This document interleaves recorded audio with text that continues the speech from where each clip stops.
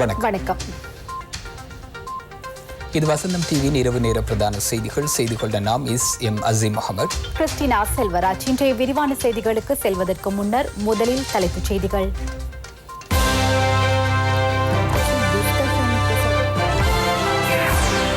பெரும்போகத்தில் சேதன பசலையை தயாரிக்கின்ற விவசாயிகளுக்கு அரசாங்கத்தினால் ஊக்குவிப்பு கொடுப்பனவு.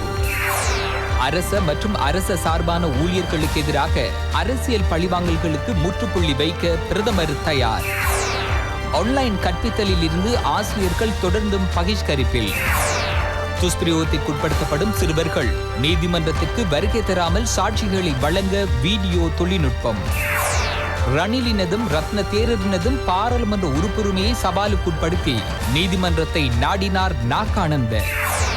கொரோனாவின் 3வது அலையை தடுப்பதில் இந்தியா திண்டாட்டம்.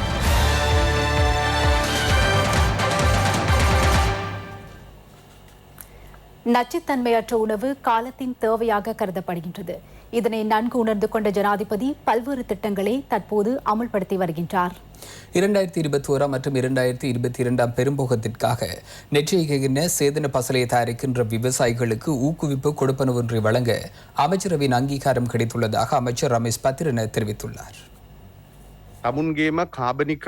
சேதன பசலையை தயாரிக்க முன்வந்துள்ள விவசாயிகளுக்கு 1 ஹெக்டேருக்கு 12,500 ரூபாய் உதவியை வழங்கவும் உயர்ந்தபட்சம் 2 ஏக்கருக்கு இக்கொடுப்பனவை வழங்கவும் அமைச்சரவை அங்கீகாரம் கிடைத்துள்ளது. இதன் கீழ் விவசாயிகளுக்கு சேதன பசலையை தயாரிப்பதற்கான தொழில்நுட்ப ஆலோசனைகளை விவசாய அமைச்சு உள்ளிட்ட நிறுவனங்களினால் வழங்குவதற்கும் தயாரிப்பு நடவடிக்கைகளை ஊக்குவிப்பதற்கு தேவையான நிதி உதவி அரசாங்கத்தினால் வழங்கப்படும். 2021-22 பெரும்போகத்திற்கான சேதன பசலையின் தேவையை பூர்த்தி செய்து கொள்ள நாடு பூராகவும் பாரிய வேலை திட்டங்கள் முன்னெடுக்கப்படுகின்றன.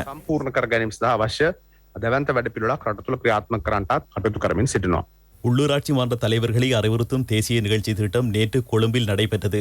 விவசாய அமைச்சும் உள்ளூராட்சி மன்ற அமைச்சும் இணைந்து இதனை ஏற்பாடு செய்திருந்தது. சேதன பசலை உற்பத்திக்கு தேவையான வேலை திட்டங்கள் குறித்து இதன் போது அறிவுறுத்தப்பட்டது. உள்ளூராட்சி மன்றங்களின் நகரபிதாக்கள், பிரதேச சபை தவிசாளர்கள் உள்ளிட்ட அனைவரும் இதில் கலந்து கொண்டனர். உலகில் சேதன பசலை வீட்டுத் தோட்டமாக இலங்கையை மாற்றி அமைக்கப் போவதாக அமைச்சர் மஹிந்தானந்த அழுத்கமகே கருத்து தெரிவித்தார்.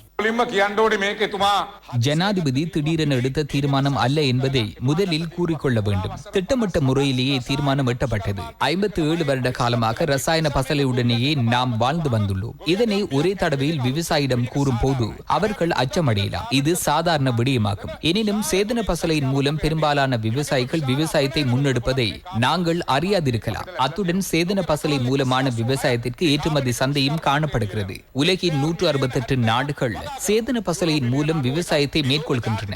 71 மில்லியன் ஹெக்டேர் நிலப்பரப்பில் பயிற்சிகை மேற்கொள்ளப்பட்டுள்ளது. 91 பில்லியன் யூரோக்களை தேசிய பொருளாதாரத்திற்கு சேதன பசலை மூலம் பங்களிப்பு வருகிறது. இத்திட்டம் வெற்றியளிக்கும் என்பதில் எவ்வித ஐயமும் இல்லை. உலகின் சேதன பசலை வீட்டுத் தோட்டமாக இலங்கை மாற்றமடையும்.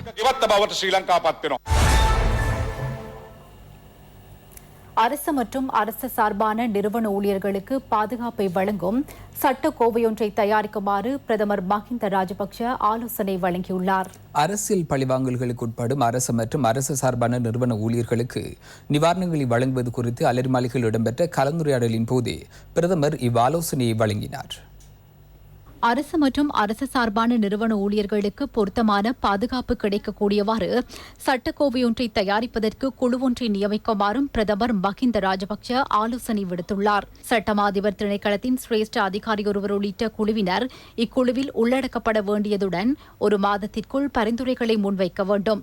நல்லாட்சி அரசாங்கம் சட்ட ரீதியற்ற முறையிலான செயற்பாடுகளின் மூலம் எடுத்த ஒரு சில நடவடிக்கைகளின் காரணமாக அரசு ஊழியர்கள் முகம் கொடுத்த பிரச்சினைகள் குறித்து இங்கு கலந்துரையாடப்பட்டது. சட்ட வரையறைகளுக்கு அப்பால் நம்பிக்கையுடன் பொறுப்பை நிறைவேற்றுவதற்கு இடமளிக்கக்கூடிய வரையறைகளை இனங்கண்டு அது தொடர்பான வரையறைகளை வகுப்பதற்கு நிறுவன தலைவர்களுக்கு ஆலோசனைகளை வழங்குவதற்கான சுற்று நிருபம் ஒன்றை வெளியிடுவதற்காக தயாரிக்கப்பட்ட சட்டமூலத்தை அமைச்சரவை பத்திரத்தின் மூலம் சமர்ப்பிக்கவும் நடவடிக்கை எடுக்கப்பட்டுள்ளதாக பொது நிர்வாக மாகாண மற்றும் உள்ளூராட்சி மன்ற அமைச்சின் செயலாளர் ஜே ரத்னஸ்ரீ இதன்போது தெரிவித்தார். பிரதமரின் செயலாளர் காமினி செலரத், பிரதம ஊழியர் குழுவின் பொறுப்பாளர் யோஷித்த ராஜபக்ஷ உள்ளிட்ட பலரும் இதில் கலந்து கொண்டனர். மாணவர்களின் கற்றல் உரிமைகளை புறந்தள்ளிவிட்டு அவர்களது எதிர்காலத்தை பாதிக்கும் தொழிற்சங்க நடவடிக்கைகளை ஒருபோதும் அனுமதிக்க முடியாதென கல்வி அமைச்சர் பேராசிரியர் GL பீரிஸ் தெரிவித்துள்ளார். நெலும் மாவட்ட ஸ்ரீலங்கா பொதுஜன பெரமுன கட்சி அலுவலகத்தில் இடம்பெற்ற ஊடக சந்திப்பின் போதே அமைச்சர் இதனை தெரிவித்தார்.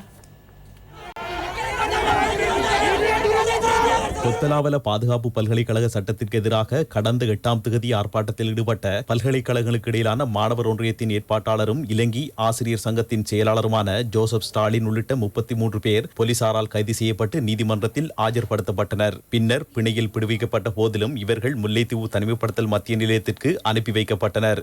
இவ்வாறு ஆர்ப்பாட்டத்தில் ஈடுபட்ட தொழிற்சங்க உறுப்பினர்களை கட்டுப்படுத்தியமைக்கு எதிராக இலங்கை ஆசிரியர் சங்கம் உள்ளிட்ட 14 ஆசிரியர் சங்கங்கள் நேற்று முதல் ஆன்லைன் மூல கற்பித்தல் நடவடிக்கைகள், உயர்தர பரீட்சைக்காக ஆன்லைன் மூலம் விண்ணப்பித்தல் மற்றும் பிராந்திய கற்பித்தல் வள மத்திய நிலையங்களில் கடமைகளிலிருந்து ஒதுங்கியுள்ளனர். எவ்வாறாயினும் ஒரு சில பகுதிகளில் ஆன்லைன் மூலம் கற்பித்தல் செயற்பாடுகள் இடம்பெற்றன. ඔගොල්ලන්ට ක්ලාස් තියනවද? ඔව් අද ක්ලාස් එකක් තිබ්බා. ඊළඟටත් ක්ලාස් එකක් තියෙනවා. ඔව් ටීචර් උගන්වන්නේ නැහැ කියලා කිව්වේ නෑ. නෑ උගන්වනවා අපිට. ටීචර් ක්ලාස් කරනවද? ඔව් අපි දැනුත් ක්ලාස් එකේ ඉන්නවා. அத்துடன் தனிமைப்படுத்தப்பட்டுள்ள ஆசிரியர் சங்கத்தின் பிரதிநிதிகள் முல்லைத்தீவு தனிமைப்படுத்தல் மத்திய நிலையத்தில் ஊடக சந்திப்பை நடாத்தி அபிவிருத்தி உத்தியோகத்தர்களும் பயிலுநர்களும் நாளை சுகையின விடுமுறைக்கு தயாராகுவதாக தெரிவித்தனர். இலங்கை ஆசிரியர் சங்கமும் அதிபர்களின் சங்கமும் அனுராதபுரம் பழைய பஸ் தரிப்பு நிலையத்திற்கு அருகாமையில் எதிர்ப்பு ஆர்ப்பாட்டத்தில் ஈடுபட்டன. தனிமைப்படுத்தப்பட்டுள்ளவர்களை விடுவிக்குமாறு இவர்கள் கோரிக்கை விடுத்தனர். ஆசிரியர் தொழிற்சங்க தலைவர்கள் ஆன்லைன் கற்பித்தல் செயற்பாடுகளிலிருந்து நீங்கியமை தொடர்பாக இன்று இடம்பெற்ற ஊடக சந்திப்பில் கருத்து தெரிவிக்கப்பட்டது. 16 அலைவரிசைகளை கொண்டுவர முயற்சி மேற்கொள்ளப்படுகிறது. ஒரு பாடத்திற்கு ஒரு அலைவரிசையை கொண்டுவர எமக்கு விருப்பம் உள்ளது. இவற்றை ஏற்படுத்துவதில் சிரமங்கள் காணப்படுகின்ற போதிலும் மாணவர்களின் கல்வி நடவடிக்கைகளை மேற்கொள்ள பாரிய முயற்சிகள் எடுக்கப்படும். இத்தருணத்தில் மாணவர்களை பணைய கைதிகளாக வைப்பது நியாயமானதா? தமது தெய்வங்களாக மாணவர்களினால் போற்றப்படுகின்ற ஆசிரியர்களை எவரேனும் ஒருவர் பிழையாக வழி நடத்துவதாயின் அது மிகவும் கேவலமான ஒரு செயற்பாடாகும் என நான் நம்புகின்றேன். தமது தொழிற்சங்க தலைவர்களுக்காகவும் இலவச கல்வி அளித்தொழிப்பதற்காக எடுக்கப்படும் முயற்சிகளை தடுப்பதற்கும் தொழிற்சங்க நடவடிக்கைகளை முன்னெடுக்க தொழிற்சங்கங்களுக்கு நியாயமான உரிமை காணப்படுகிறது. 26 வருடங்களாக இந்நாட்டில் பல்கலைக்கழக தொகுதியில் 2 பரம்பரையினருக்கு சட்ட கல்வியை வழங்கிய பேராசிரியர் என்ற வகையில் எவ்வாறான பிரச்சினைகள் காணப்பட்ட போதிலும் மாணவர்களை பழிவாங்குவதில் எவ்வித நியாயமும் இல்லை என்பதே எனது நிலைப்பாடாகும். இது நியாயமான நடவடிக்கையாக எனக்கு தென்படவில்லை. இம்முறை உயர்தரம் மற்றும் 5ஆம் தர புலமை பரிசில் பரீட்சையை நடாத்துவது தொடர்பான தீர்மானம் எதிர்வரும் 20ஆம் தேதி அறிவிக்கப்படும் என கல்வி அமைச்சர் பேராசிரியர் GL பீரிஸ் தெரிவித்துள்ளார். ஸ்ரீலங்கா பொதுஜன பெரமுன கட்சி தலைமையத்தில் இடம்பெற்ற ஊடக சந்திப்பின் போதே அவர் இதனை தெரிவித்தார். பாராளுமன்ற உறுப்பினர் சாகர காரியவசமும் இங்கு கருத்து வெளியிட்டார். தடுப்பூசிகள் வழங்கப்பட்டு முடிந்தவுடன் எமது நாட்டில் உள்ள பாடசாலைகளை படிப்படியாக ஆரம்பிக்க முடியும். பணிப்பாளர்கள், அதிபர்கள், ஆசிரியர்களுடன் நாம் கலந்துரையாட உள்ளோம். உயர்தர பரீட்சையையும் 5ஆம் தர புலமை பரிசில் பரீட்சையையும் அக்டோபர் மாதத்தில் நடத்துவதா இல்லாவிடில் அதனை ஒத்திவைப்பதா என்பது குறித்து கலந்துரையாடப்படும். நாட்டில் பரவியுள்ள கோவிட் நிலைமையே இதற்கு காரணமாகும். ஒரு வாரத்திற்குள் இப்பேச்சுவார்த்தைகளை பூர்த்தி செய்து எதிர்வரும் செவ்வாய்க்கிழமை இறுதி தீர்மானத்தை அறிவிப்பேன். ප්‍රකාශයට පත් කිරීමට බලාපොරොත්තු වෙනවා. පළමු ශ්‍රේණියේ සිසුන් ඇතුළත් කර ගැනීමේ ආයුධම් පත්‍ර බාර ගැනීමේ දිනය දීර්ඝ කිරීමේ සූදානමක් හොයම් තියනවාද එහෙම? ඒ සියල්ලටම ක්ෂණික இதற்கு உடனடி பதிலை வழங்குவது பொருத்தமில்லை என நான் கருதுகிறேன். இது தொடர்பில் கலந்தாலோசித்து தெளிவான நிலைப்பாடு ஒன்றை எட்டியவுடன் கல்வி அமைச்சர் என்ற வகையில் அடுத்த வாரத்தில் அறிய தெரிவிப்பேன். ප්‍රකාශ කිරීමට බලාපොරොත්තු துன்புறுத்தல் மற்றும் துஷ்பிரயோகங்களினால் பாதிக்கப்படும் சிறுவர்களினால் வழங்கப்படுகின்ற வாக்குமூலங்களை ஒடிநாடாவில் பதிவு செய்து கொள்ளும் 9 பிரிவுகளை மாகாண மட்டத்தில் ஸ்தாபிப்பதற்கு அமைச்சரவை அங்கீகாரம் வழங்கியுள்ளது. சிறுவர்கள் தொடர்பில் கடந்த சில நாட்களாக பல்வேறு துரதிர்ஷ்டவசமான சம்பவங்களை அவதானிக்க முடிகின்றது. துன்புறுத்தல்கள் மற்றும் துஷ்பிரயோகங்களினால் பாதிக்கப்படுகின்ற சிறுவர்கள் நீதிமன்றத்தில் பகிரங்கமாக சாட்சியளிக்கும் போது பல்வேறு அசௌகரியங்களுக்கு உட்படுகின்றனர். அதிலிருந்து தவிர்த்து கொள்வதற்காக சிறுவர்களினால் வழங்கப்படுகின்ற அவ்வாறான சாட்சியங்களை ஒளிநாடாவில் பதிவு செய்து நீதிமன்றத்தில் சமர்ப்பிப்பதற்காக விதிமுறைகள் நாட்டு சட்டக்கோவையில் அறிமுகப்படுத்தப்பட்டுள்ளது. இதற்கமையவே 2001ஆம் ஆண்டில் தேசிய சிறுவர் பாதுகாப்பு அதிகார சபையினால் சிறுவர்களுக்கென ஒளிநாடாவில் சாட்சியங்களை பதிவு செய்யும் பிரிவு ஸ்தாபிக்கப்பட்டது. தற்போது கொழும்பில் மாத்திரம் அமுல்படுத்தப்பட்டுள்ள இம்முறைமையை நாட்டின் சகல மாகாணங்களையும் உள்ளடக்கியவாறு அமுல்படுத்த அமைச்சரவை அங்கீகாரம் வழங்கியுள்ளது. பல்வேறு துஷ்பிரயோகங்களுக்கு உட்படுகின்ற சிறுவர்களின் பிரச்சினைகள் அதிகரித்த வண்ணம் உள்ளன. அச்சிறுவர்கள் மென்மேலும் சிரமத்திற்கு உட்படுகின்றனர். அவர்களது வழக்கு விசாரணைகளின் போது சாட்சியங்களை பதிவு செய்து கொள்வதில் நம்பிக்கையின்மை காணப்படுவதனால் அவர்களது எதிர்காலத்தை கருத்தில் கொண்டு ஒளிப்பதிவு செய்யப்பட்ட சாட்சிகளை நீதிமன்றங்களில் ஆஜர்படுத்தி அதனூடாக வழக்கு விசாரணைகளை முன்னெடுப்பதற்கும் அமைச்சரவையின் அங்கீகாரம் கிடைத்துள்ளது.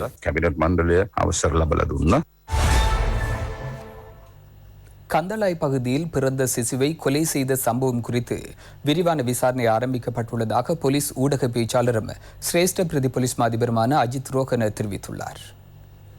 35 வயதுடைய தாய் ஒருவர் நேற்று மாலை பெற்றெடுத்த தனது சிசுவை படுகொலை செய்துள்ளமை விசாரணைகளின் மூலம் தெரிய வந்துள்ளது. எரிக்கப்பட்ட சிசுவின் சடலத்தை போலீசார் கண்டெடுத்ததுடன் முறையற்ற உறவு காரணமாக இந்த சிசு படுகொலை செய்யப்பட்டிருக்கலாம் என சந்தேகிக்கப்படுகிறது. குறித்த பெண்ணின் கணவர் 4 வருடங்களாக மத்திய கிழக்கு நாடொன்றில் தொழில் புரிவதாக போலீசார் தெரிவிக்கின்றனர். 3 பிள்ளைகளின் தாயான சந்தேக நபர் கைது செய்யப்பட்டார். தேசிய பட்டியல் மூலம் பாராளுமன்றம் தெரிவாகியுள்ள ஐக்கிய தேசிய கட்சி தலைவர் ரணில் விக்ரமசிங்கவினதும் சங்கைக்குரிய அத்துரலிய ரத்தன தேரரினதும் பாராளுமன்ற உறுப்புரிமையை வலுவிலக்கச் செய்யும் உத்தரவொன்றை பிறப்பிக்குமாறு கோரி உச்சநீதிமன்றத்தில் அடிப்படை உரிமை மனு ஒன்று தாக்கல் செய்யப்பட்டுள்ளது. வினிவித்த பெரமுனவின் செயலாளர் நாகானந்த கொடித்துவக்கை மனுவை தாக்கல் செய்துள்ளார்.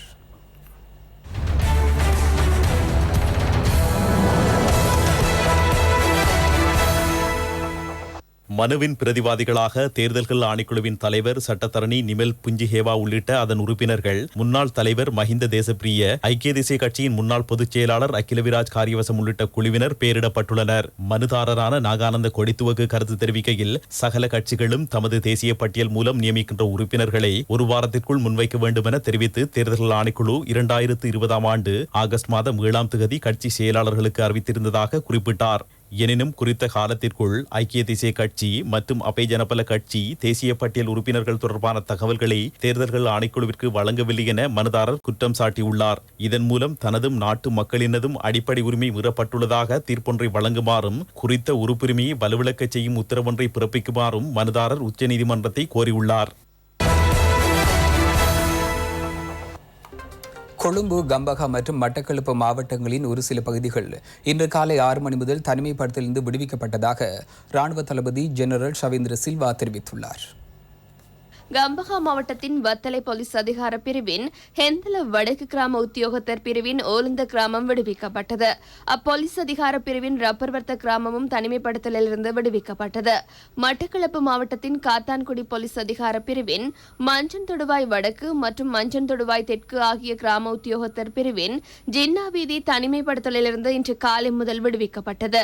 கொழும்பு மாவட்டத்தின் கொலன்னாவ போலீஸ் அதிகார பிரிவின் சிங்கப்புர கிராம உத்தியோகத்தர் பிரிவும் விடுவிக்கப்பட்டது. இதேவேளை திருமண பந்தத்தில் இணைவும் மணமகனும் மணமகளும் வெவ்வேறு மாகாணங்களுக்குரியவர்களாயின் அவ்விரு மாகாணங்களுக்கிடையில் பயணிக்கவும் அனுமதி வழங்கப்பட்டுள்ளதாக போலீசார் தெரிவிக்கின்றனர். மணமகனினதும் மணமகளினதும் பெற்றோர் இரு மாகாணங்களில் உள்ளவர்களாயின் அவர்களுக்கும் அவ்வாறே பயணிக்க சந்தர்ப்பம் கிடைக்கின்றது. தனிமைப்படுத்தல் சட்டத்தை மீறிய 224 பேர் நேற்று கைது செய்யப்பட்டனர். இதுவரை தனிமைப்படுத்தல் சட்டத்தை மீறி கைது செய்யப்பட்டவர்களின் எண்ணிக்கை 49,673 ஆகும். மேல் மாகாணத்திற்குள் பிரவேசிக்கும் மற்றும் வெளியேறும் 13 இடங்களில் வீதித்தடைகளிட்டு பரிசோதனைகள் முன்னெடுக்கப்படுகின்றன. இதன்போது மாகாணங்களுக்கு இடையிலான பயணத்தடையை மீறிய 114 பேரும் 45 வாகனங்களும் திருப்பி அனுப்பப்பட்டன. மேலும் 1328 கொரோனா தொற்றாளர்கள் பூரண குணமடைந்து வைத்தியசாலைகளிலிருந்து வெளியேறியுள்ளனர். அத்துடன் நேற்றைய தினம் 1568 பேர் கொரோனா தொற்றாளர்களாக இனம் காணப்பட்டுள்ளனர். நேற்று 1568 பேர் கொரோனா தொற்றாளர்களாக இனங்காணப்பட்டனர். இவர்களில் 1488 பேர் உள்நாட்டில் இனங்காணப்பட்டதுடன் 80 பேர் வெளிநாடுகளிலிருந்து வருகை தந்தவர்கள். நேற்று இனங்காணப்பட்ட கொரோனா தொற்றாளர்களில் 154 பேர் கொழும்பு மாவட்டத்தைச் சேர்ந்தவர்கள். கம்பகா மாவட்டத்திலிருந்து 153 பேரும், ரத்னபுரி மாவட்டத்திலிருந்து 150 பேரும், நுவரெலியாவில் 135 பேரும், அம்பாறை மாவட்டத்தில் 87 பேரும், மட்டக்களப்பு மாவட்டத்தில் 75 பேரும் தொற்றாளர்களாக இனங்காணப்பட்டனர். இதேவேளை பலாங்குட மடப்பத்திர தோட்ட வீட்டு தொகுதியில் மேற்கொள்ளப்பட்ட இழுமாறான PCR பரிசோதனைகளின் போது 109 பேர் தொற்றாளர்களாக நேற்று இனங்காணப்பட்டனர். 320 பேர் PCR பரிசோதனைக்குட்படுத்தப்பட்டனர். நாட்டின் மொத்த கொரோனா தொற்றாளர்களின் எண்ணிக்கை 2,76,988 ஆகும். 2,47,569 பேர் பூரண குணமடைந்து வைத்தியசாலைகளில் இருந்து வெளியேறியுள்ளனர். 25,004 பேர் சிகிச்சை பெறுகின்றனர். 31 கொரோனா மரணங்களை சுகாதார பிரிவு உறுதி செய்துள்ளது. இதுவரை கொரோனா மரண எண்ணிக்கை 3,574 அதிகரித்துள்ளது. அத்துடன் கல்முனை அஷ்ரப் ஞாபகார்த்த வைத்தியசாலையின் கொரோனா சிகிச்சை நிலையத்திற்கு தேவையான உபகரணங்களை வழங்குமாறு பாராளுமன்ற உறுப்பினர் ஃபைசல் காசிம் சுகாதார அமைச்சரிடம் விடுத்த வேண்டுகோளுக்கு இணங்க 6 வகையான மருத்துவ உபகரணங்கள் மற்றும் கட்டில்களும் இன்று கையளிக்கப்பட்டன. இவற்றின் பெறுமதி 50 லட்சம் ரூபாவாகும். வைத்தியசாலையின் வைத்திய அத்தியட்சகர் ALF ரஹ்மானிடம் இவை கையளிக்கப்பட்டன. இலங்கை உள்ளிட்ட ஒரு சில நாடுகளுக்கு இம்மாதத்திற்குள் 11 மில்லியன் AstraZeneca தடுப்பூசிகளை வழங்கப் போவதாக ஜப்பான் உறுதியளித்துள்ளது. இன்றைய தினமும் நாட்டின் 243 மத்திய நிலையங்களில் தடுப்பூசிகள் வழங்கப்பட்டதாக சுகாதார பிரிவு தெரிவித்துள்ளது. அத்துடன் நாடு பூராகவும் முன்பள்ளி ஆசிரியர்களுக்கும் தடுப்பூசி வழங்கும் பணி இன்று ஆரம்பமாகியது.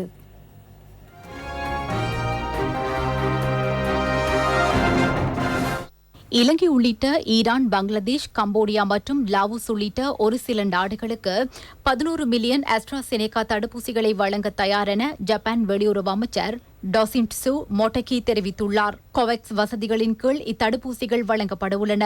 நாடு பூராகவும் 243 மத்திய நிலையங்களில் இன்றைய தினமும் கொரோனா தடுப்பூசிகள் வழங்கப்பட்டன. நாடு பூராகவும் முன்பள்ளி ஆசிரியர்களுக்கென கோவிட் தடுப்பூசி வழங்கும் வேலைத்திட்டம் இன்று கம்பஹா மாவட்டத்திலிருந்து ஆரம்பமாகியது. சுமார் 38,000 முன்பள்ளி ஆசிரியர்களுக்கு தடுப்பூசிகள் வழங்கப்பட்டன.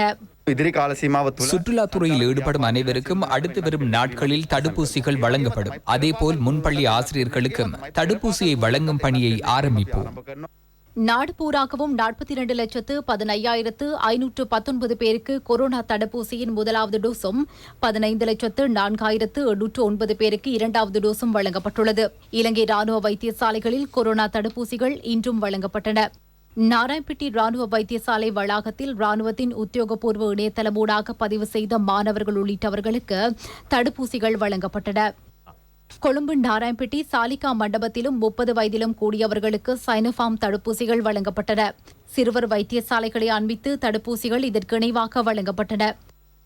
ரத்மலானி சுகாதார வைத்திய உத்தியோகத்தர் அலுவலகத்தினால் சைனோஃபார்ம் தடுப்பூசியின் முதலாவது டோஸ் ரத்மலானி கொத்தலாவலபுர தாய்சேய் மருத்துவ நிலையத்தில் இன்று வழங்கப்பட்டது. மன்னார் மாவட்டத்திற்கு மேலும் வழங்கப்பட்ட 22,230 பைசர் தடுப்பூசிகள் நாளை முதல் செலுத்தப்பட உள்ளதாக பிராந்திய சுகாதார சேவைகள் பணிப்பாளர் டாக்டர் டி வினோதன் தெரிவித்துள்ளார். நேற்று இரவு நமக்கு மேலும் 22,230 பைசர் தடுப்பூசிகள் அனுப்பி வைக்கப்பட்டன. இவற்றினுடைய விநியோகம் நாளையில் இருந்து ஆரம்பமாகும். இவை மன்னார் மாவட்டத்தில் 5 அல்லது 6 நிலையங்களில் ஒவ்வொரு நாளும் வழங்கப்படும். இதில் 30 வயதுக்கு மேற்பட்ட மன்னார் மாவட்டத்தைச் சேர்ந்த நிரந்தர பதிவுரிமை பெற்ற எவரும் எந்த நிலையத்திலும் தமது தடுப்பூசிகளை பெற்றுக்கொள்ளலாம். இதேவேளை 2வது 3வது நிலையை கடந்த கர்ப்பிணிகளுக்கும் 1 வயதிலும் குறைந்த குழந்தைகளை கொண்டுள்ள தாய்மாருக்குமான தடுப்பூசி வழங்கும் செயல்முறை வேறாக எதிர்வரும் வாரத்திலிருந்து ஆரம்பிக்கப்படும். எனவே இவர்கள் பொதுமக்களுக்கான தடுப்பூசி வழங்கும் நிலையங்களுக்கு சென்று தடுப்பூசிகளை பெற்றுக்கொள்ள தேவையில்லை. இவர்களுக்கு விசேடமாக வேறு நிலையங்களில் எதிர்வரும் வாரம் தடுப்பூசி வழங்கப்படும். வவுனியா தபால் திணைக்கள ஊழியர்களுக்கு வவுனியா மாவட்ட பொது வைத்தியசாலையில் இன்று காலை முதல் சைனோஃபார்ம் தடுப்பூசிகள் வழங்கப்பட்டன.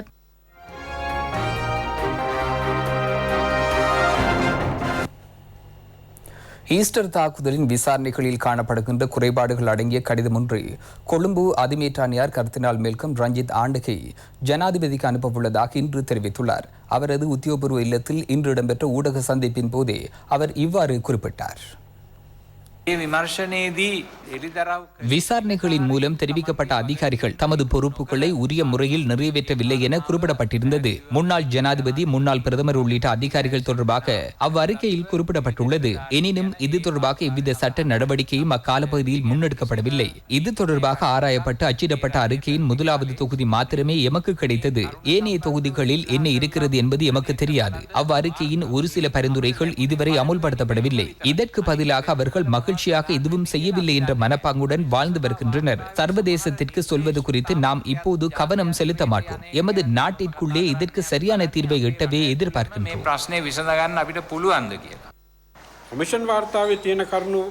ஆணைக்குழு அறிக்கையில் தெரிவிக்கப்பட்டுள்ள விடயங்களுக்கு மேலதிகமாக பாராளுமன்ற விவாதத்தின் போது முன்வைக்கப்பட்ட பல விடயங்கள் காணப்படுகின்றன. அவை ஹன்சாட் அறிக்கையில் காணப்படுகின்றன. சாரா எனும் பெண் காணாமல் போயுள்ளார். இந்தியாவுக்கு தப்பிச் சென்றுள்ளதாக சாட்சிகள் உள்ளன. அவரை அங்கிருந்து அழைத்து வந்து சாட்சிகளை பதிவு செய்து கொள்வதற்கான முயற்சிகள் காணப்படுகிறதா? விசாரணைகள் குறித்து எமக்கு பிரச்சினை உண்டு. தாஜ் சமுத்ரா ஹோட்டலில் குண்டை வெடிக்க வைக்க சென்ற ஜமீல் என்பவரை புலனாய்வுத்துறை உறுப்பினர் ஒருவர் சந்தித்ததாக பாராளுமன்றத்தில் தெரிவிக்கப்பட்டது. புலனாய்வுத்துறை அதிகாரி ஒருவரை சானி அபேசேகர கைது செய்தார். இவ்வாறு கைது செய்த நபரை ராணுவ புலனாய்வு துறையினர் வந்து எமது திட்டம் என அதனை பொருட்படுத்தது. அதற்கு பிறகு என்ன நடந்தது என்பது குறித்த எவ்வித தகவல்களும் இல்லை.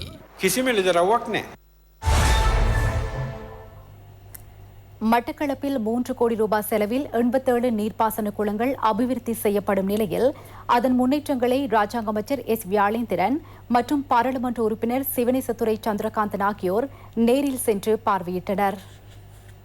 ஜனாதிபதியின் சுபீட்சத்தை நோக்கு கொள்கை திட்டத்திற்கு அமைய விவசாயிகளுக்கு சிறந்த நீர்ப்பாசன வசதிகளை ஏற்படுத்திக் கொடுக்கும் பொருட்டு நாடெங்கும் 5000 குளங்களை புனரமைக்கும் வாரி சௌபாக்கிய நீர்ப்பாசன செழுமை அபிவிருத்தி திட்ட பணிகள் மட்டக்களப்பு மாவட்டத்திலும் சிறப்பாக இடம்பெறுகின்றன. இத்திட்டங்களின் முன்னேற்றங்களில் மீகா கண்டிய குள அணைக்கட்டு புனரமைக்கப்படுவதன் மூலம் இதில் 40 ஏக்கர் நெற்செய்கையை மேற்கொள்ளலாம். அத்துடன் வாரி அடிசேனி அணைக்கட்டு புனரமைக்கப்படுவதனால் 50 ஏக்கர் செய்கை பண்ணப்பட்ட நெற்செய்கையில் மேலதிகமாக 25 ஏக்கர் நிலப்பரப்பு நெற்செய்கையை மேற்கொள்ளவும் சந்தர்ப்பம் கிடைக்கின்றது. அத்துடன் கொக்குவான் அணைக்கட்டும் புனரமைக்கப்படுகிறது. இது தொடர்பாக ராஜாங்க அமைச்சர் எஸ் வியாழேந்திரன் மற்றும் சிவனேசத்துறை சந்திரகாந்தனும் கள விஜயம் மேற்கொண்டு இதன் முன்னேற்றங்கள் குறித்து கண்காணித்தனர். 92 லட்சத்துக்கு மேற்பட்ட அணைக்கட்டு வேலை திட்டத்தை பார்வையிட்டோம். அதைத் தொடர்ந்து தெய்யத்தை கண்டிய குளத்தினுடைய அபிவிருத்தி திட்டங்களை பார்வையிட்டோம். தற்பொழுது மாவடியோடை அணைக்கட்டு சம்பந்தமான வேலை திட்டங்களை பார்வையிட்டுக் கொண்டிருக்கிறோம்.